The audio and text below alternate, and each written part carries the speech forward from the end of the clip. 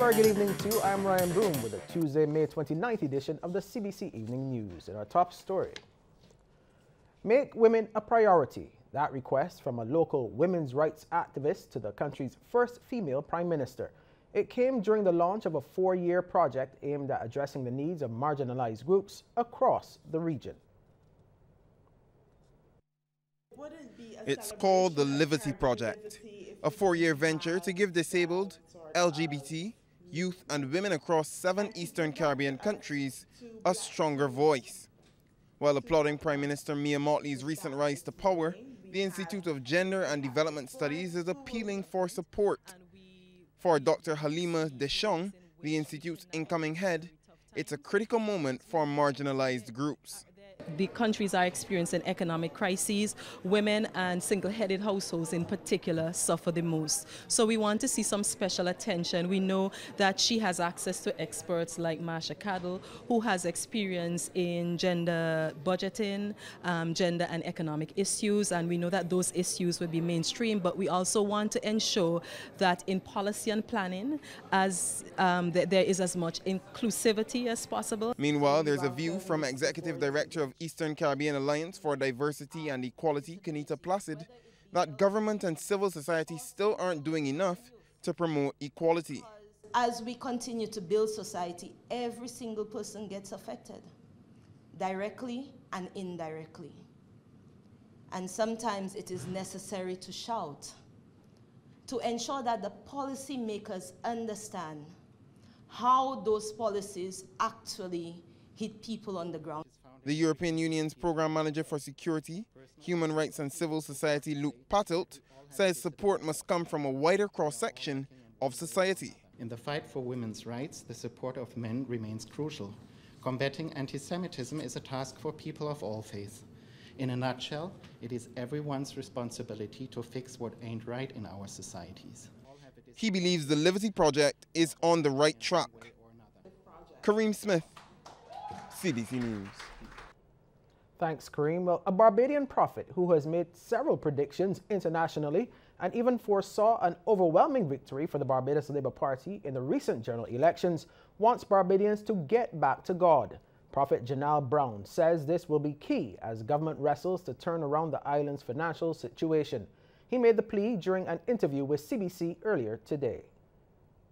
We as people, however, we need to tighten our belt. You know, if it's a governmental family and the funds are low, you're going to see, however, the funds that they usually was having years ago, it is not going to be there that way. Can't say that God is not going to do things and he cannot do things, but the blueprint is the wisdom that the leaders of the BLP, they need the wisdom of God and afforded the blueprint of God. That's the important thing, because it's only God. The Bible says, blessed the nation whose God is the Lord. It's only God. God has put Mia Mottley there, but it's God who can turn around this nation. It's God who can bring revival and restoration back to Barbados. The resounding mandate that Barbados' first female prime minister earned from the electorate is a vote of confidence for women in leadership throughout the Caribbean. This is the firm belief of Carolyn Chubetskoy, president of the Caribbean Hotel and Tourism Association. She made the remark last evening as she congratulated Prime Minister Mia Mottley on her and her party's recent 30-0 victory at the polls. Chubetskoy, who on International Women's Day this year called for an acceleration of gender parity to help Caribbean women advance and unleash their potential, applauded the Barbadian public for its record of advancing women to the forefront of leadership. Chubetskoy says, from the late Dame Nita Barrow to Dames Billy Miller and Sandra Mason, and now Prime Minister Mia Mottley, Barbados has a proud history of investing in and placing confidence in women in decision-making positions. Well, former government minister and community practitioner Hamilton Lashley believes the Democratic Labour Party should take up the offer to fill the 2 vacant Senate seats. That move, he says, would be in the best interest of the country's democracy. He shared his perspective at a press conference with the heads of the Pinelands Creative Workshop and the DLP St. Michael's Southeast candidate in the recent election, Rodney Grant. I believe that one of those persons should be Mr. Rodney Grant. And it's not because Rodney is my friend, but if you're looking to rebuild, if the Democratic Labour Party is seriously looking to rebuild the Democratic Labour Party after such a crushing defeat at the polls, then there's a lot of introspection and outrospection. And when I say outrospection, I mean we have to look across Barbados for the best talent that the party could find. And Mr. Lashley also contends the Democratic Labour Party needs purging in light of its crushing 30-0 defeat during last Thursday's election. Once that is done, he is convinced the party will recover quickly. The Democratic Labour Party can rebound immediately with strategic planning and with careful planning, but it cannot be what I would call an inside job. The Democratic Labour Party now has to look externally. The collaboration with all the civil society, collaboration with the business sector, the collaboration with the youth organization, the collaboration with community-based groups. But the Democratic Labour Party can be an energized force again. The growing culture of vote selling and buying in Barbados needs to be stamped out. Head of the Pinelands Creative Workshop, Rodney Grant, says the unfortunate practice may remain for another 4 to 5 decades. He made the point at a press conference this morning where he also stated his uncertainty about contesting the St. Michael Southeast seat again. There's a generation in our society that seemingly has no recollection, no consciousness of the franchise of voting and what it took for our ancestors to fight for that franchise. That means absolutely nothing to them. That's my concern. My concern is not if we want to charge people, cool. I mean, obviously there are criminal things in charge, but that's not my concern. I'm not interested in that. My concern is that the fact that we have a generation that's just willing to give away their vote for just $1 bill, $100 bill, and a $200 bill. And Mr. Grant is also concerned about the mix of influential institutions and politics. When institutions become politically contaminated, then it becomes a particular problem for how we build out into the future going forward. Again, this is a dynamic because we're in a small society and obviously people would want to choose sides. But I don't know how we would deal with this dynamic as well going forward in terms of institutions remaining neutral, in terms of how, especially institutions that have influence over the national vote, how they will remain neutral in the election in a small society like Barbados. In other news, Governor General Dame Sandra Mason has received her insignia for admission to the Order of St. John. She was presented with the insignia during an investiture ceremony at her official residence at Government House this afternoon. The ceremony was conducted by the Lord Prior, Sir Malcolm Ross. Sir Malcolm says it was an immense privilege to have the Governor General accept the honor. She has very kindly undertaken to become the patron of St. John in Barbados, which is a position, and the position is acknowledged by badges. All organisations, whether they're military or civil, have badges of some sort, and this is for Her Grace. It's a badge which demonstrates her position within the order as the head of the order in Barbados. Swift work by the Barbados Fire Service averted an early morning fire at a property occupied by McInerney Quality Incorporated along Collymore Rock, St. Michael. Fire officials got a report around 6:30 that the roof was burning. Leading fire officer Roger Bourne says 13 officers with 1 water tanker and 2 appliances made sure the fire was quickly extinguished. The fire was located in the ceiling of the building, so you must understand that we had to do some prying to get the ceiling down, and the fellows used ladders, both externally and internally, to gain access into the ceiling to bring the fire under control. And Mr. Bourne says the old building, which is owned by Answer McCall Limited, previously housed Consolidated Finance Incorporated up to this morning. It was a storehouse for some Mazda vehicles owned by MQI. There is still no word on what started that fire, but MQI sales manager Gordon Spencer says he had to work swiftly to ensure the vehicles were not damaged. No vehicles were damaged at all. We were able to move the vehicles away from the building and nothing was damaged. It was an excellent response from the fire service. Yeah, they responded extremely quickly, so we'd like to thank them. And we would like to thank the police also for their response. with local research indicating 7 as the average age young people are exposed to illegal drugs. Preventative measures being undertaken by the police force remain key elements of its operation. Deputy Police Commissioner Erwin Boyce made the point as he addressed the most recent graduates of the Drug Abuse Resistance Education Program, or DARE. The students were from the Eden Lodge Primary School and the ceremony held at the Barbados Community College. Mr. Boyce says the DARE program, as it is also known, is one of the force's flagship initiatives and a good investment. The program has been designed to prevent drug use by teaching basic and core skills needed for safe and responsible choices. It serves as an addition to the school curriculum that is predicated on self-control, self-esteem, relationship and interpersonal problem solving, and seeks to build an awareness of alternative thinking at an early age. We hope there has been, as a result of the program, an improved atmosphere and a decrease in aggression and violence, and of course, no drug use or no temptation to drug use to those exposed to the program. The Deputy Commissioner adds that the force will continue to be as proactive as it can in dealing with young people. The force, however, remains very concerned about youth violence, youth crime, drug use and abuse. And for us, one delinquent youth or one crime against a youth is too many. Indeed, it is not what numbers are acceptable or tolerable or even manageable when it comes to youth crime, drug abuse and use, acts of violence. It is what has gone wrong or where did we miss the bus in our analysis of understanding the problem. Local business people reflect on the mood in the business community following last Thursday's general election. That story and more coming up after the break.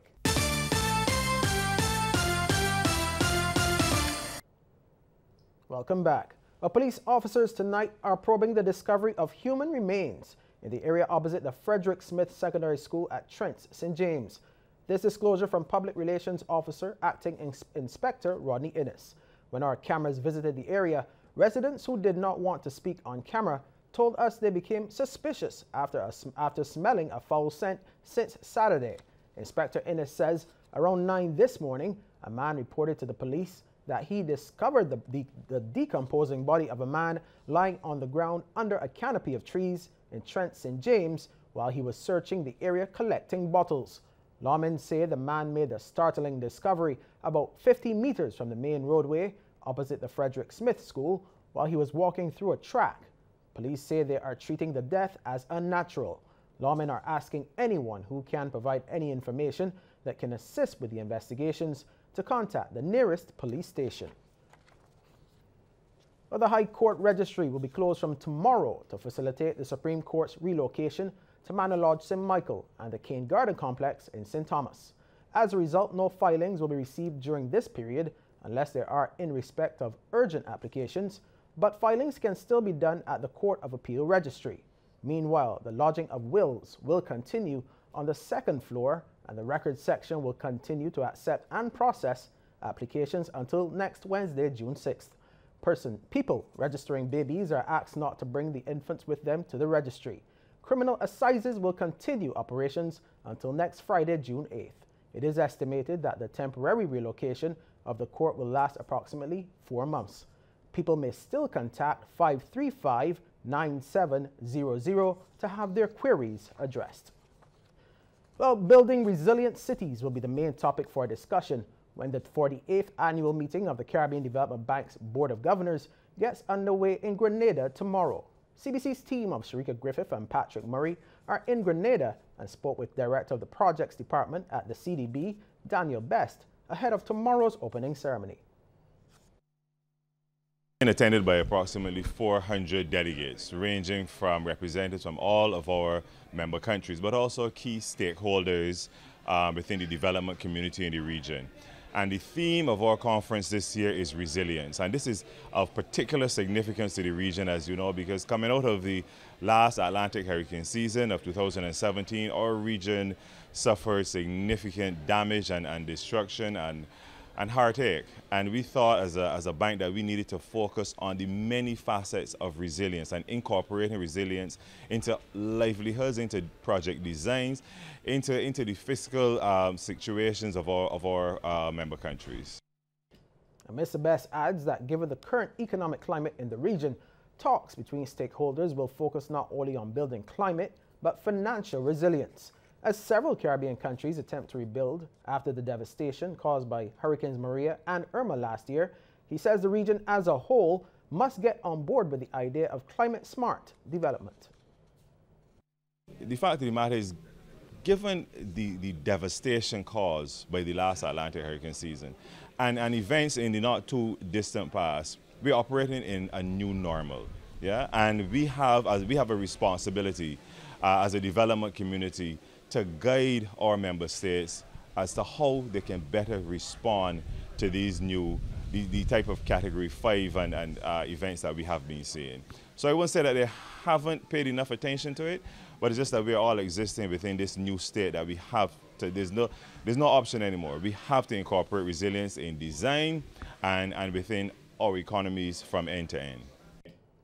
President of the Barbados Chamber of Commerce and Industry, Eddie Abed, says the mood in the local business community has started to change with the uncertainty surrounding the recent general election now passed.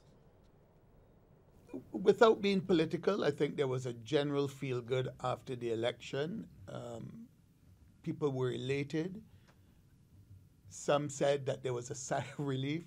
Some indicated that the dark clouds had cleared and they could see blue sky. The reality is that we're still in the same mess we were in before.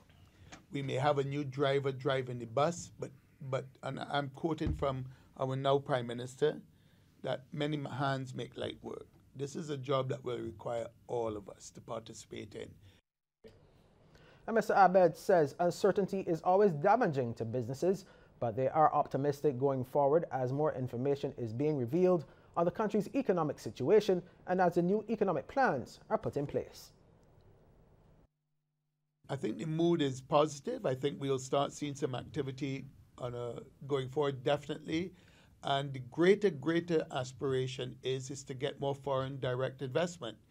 And you'd be surprised the amount of people who want to come and invest in this country, and they like to sense the temperature and the mood by asking local business people. We've been asked at the Chamber many times, Carlos will confirm it. What is the sense in the business community? And if they get a positive sense, that bears very well. If they get one of uncertainty, that does not bode well. Barbados is the leading airport for regional carrier Liat. That's according to information recently released by International Airline Network news and analysis website ANA.aero. It says Barbados features in 6 of the top 12 Liat routes around the region. Additionally, of the 14 airports typically served by Liat on a weekly basis, Barbados is the largest in terms of departing weekly capacity and flights. As a result, it says the Grantley Adams International Airport will seat 79% more departing seats than the next largest airport, which is in Antigua. Now, in St. Lucia, Castries vendors have once again taken to the media to express yet another grievance against the Castries Constituency Council. This time, it's not about booths or trays, but what they claim is an essential accessory. We get more in this report from HTS News Force. It hasn't even been a week since Castries Mayor Peterson Francis apologized for his Mother's Day operation, which saw the removal of trays and pallets around the city belonging to vendors. The events leading up to this apology included at least one protest. And while Mayor Francis's apology was in the hopes of squashing whatever beef existed, another chapter appeared to have opened in the Vendors versus the CCC saga on Monday. Vendors Association President Peter Ras Iper Isaac was among those who arrived at the Vendors Arcade where they ply their trade and made a horrifying discovery. They said that they wanted the place where people traverse in the Vendors Arcade free, where people has to come through, our prospective customers has to walk through the different alleys in the arcade. We agree that that place must be free. That doesn't belong to us. That's the walkway and so on and so forth. But in our booths, you can then take out nails and screws and things we put to display our goods. This is not nice. This is not good. For a matter of fact, this is also illegal to go into people's booth and take away their things. Isaac charges that Mayor Peterson Francis is on a mission to create discord among the vending fraternity. and 2 vendors stationed at the arcade expressed their outrage at the latest development. I'm here for 20 years, and these nails have been there hanging up my caps and my thumbs for 20 years. And when I walk in this morning, all is gone. As you can see, there is blank. All my thumbs are right there. I have nowhere to hang them up. All the nails are gone. Has the nails ever caused a problem to anybody? Nobody, because it's not in the way. It's all the way up there. To no one. Since the new manager take over in the vendors arcade, we having a lot of rules in the arcade now, like to display our things. They're telling us not to put it, not to put there, not to put our goods there. So it's not it's a rental stall we're doing from them, but these people they guess it's free. We want to free, but it's not free, but it's rent. We renting the stall from them. So what we want to do is just display our thing to sell. Vendors say they found the hooks removed from their respective booths on the ground when they arrived on Monday. The market's management was unavailable for comment. Former Prime Minister of St. Vincent and the Grenadines, Sir James Mitchell, says he believes the polls in the 2015 general elections were rigged. This saw the ruling Unity Labour Party, or ULP, win the elections by an 8-7 margin for a 4th consecutive term in office. But the main opposition New Democratic Party, or NDP, is challenging the results of the December 9th, 2015 general elections in the constituencies of Central Leeward and North Windward.